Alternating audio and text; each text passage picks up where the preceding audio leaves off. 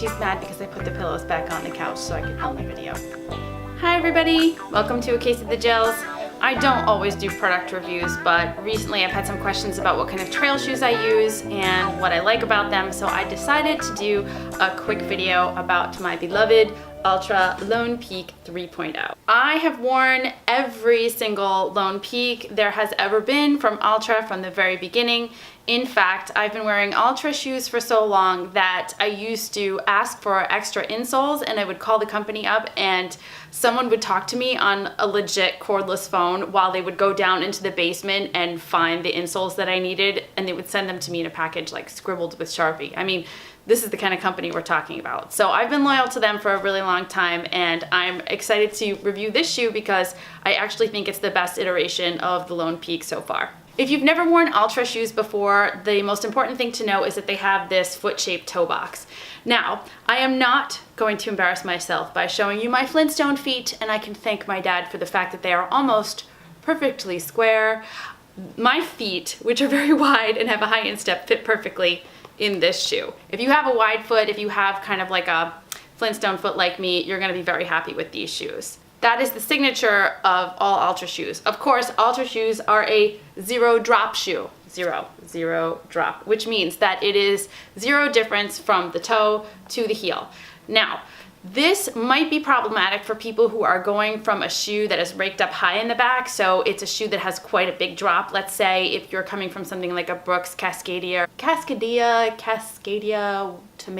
tomato. I never knew how to say that. Anyway, if you're coming from a shoe like that to a shoe like this, you definitely want to ramp up slowly. So I would say try it out no more than a couple of miles at a time, because your Achilles tendon is probably going to get cranked going from a high drop to no drop at all. If you are like me and you are a toe runner, or a very much forefoot runner. So for me, and anyone who's seen me run, like I just look like a little bird kind of going down the trail because my heel never touches the ground. So if you are a person who forefoot strikes or toe strikes, you're gonna be extremely happy with this because you've got no extra heel stuff to get in your way. Some great improvements to this shoe are with the foam. The foam is much softer, cushier, and definitely takes more of a beating than the last iteration of this shoe. I really love how soft it is, yet it's extremely stable. I've worn this shoe in all kinds of temperatures, so very, very cold to very, very hot. You don't get any kind of breakdown or changes in the foam due to the temperature outside. Also, the sticky rubber on the bottom is amazing in all terrain. I have worn this in mud and in rain and on rocks, and I have never had a problem with slipping or sliding, and it always feels like I have a good grip. There is a Gator Trap here in the back for those of you that wear gaiters. I don't typically wear gaiters. I did more when I lived on the West Coast because the kind of like sand and dirt that would get into my shoe was different. Here on the East Coast, we have more just like rocks, and I don't typically wear gaiters, but lots of people do. This is really handy. The shoe, all in all, is super comfortable. All of this mesh on the upper and the lacing system, everything is extremely comfortable. Also, the heel collar here, which tend to give people trouble like along the back of their heel, this is really comfortable and never bothers me. It's not too thick. It's really good. Okay, now for the cons.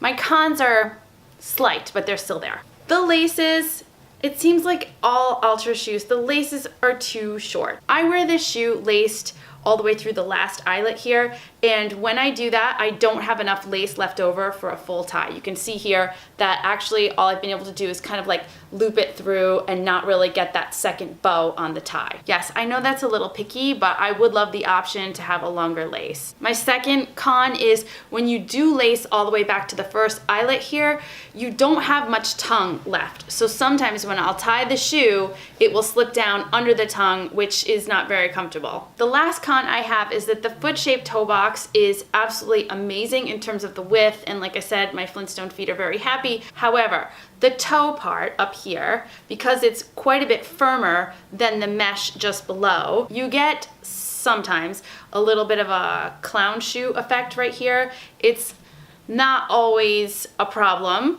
I'm sure that if I was running super long and my feet started to swell, I wouldn't notice it as much, so that's a plus. But if you're running like under 20 miles on the trail, it might be a little bit floppy. A little bit, not too much. I'm being picky, seriously. And the last thing I have to say about Altra shoes in general, and please don't hate me for saying this because I really love Altra, I really, really do. This shoe is not that bad in terms of colors. I mean, like, I don't mind a little pink, I'm fine with it. I know many girls are like, I hate pink, and that's fine too. The shoe does come in other colors, but typically the Altra colorways are challenging from a style point of view. They're a little, I don't want to say ugly.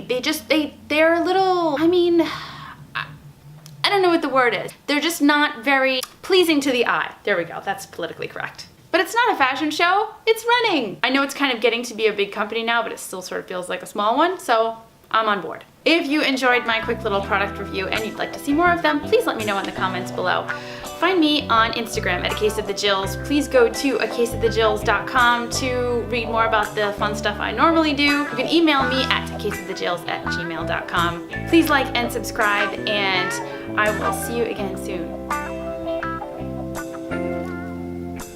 Oof. Why does she eat chicken but it smells like fish? How does that happen?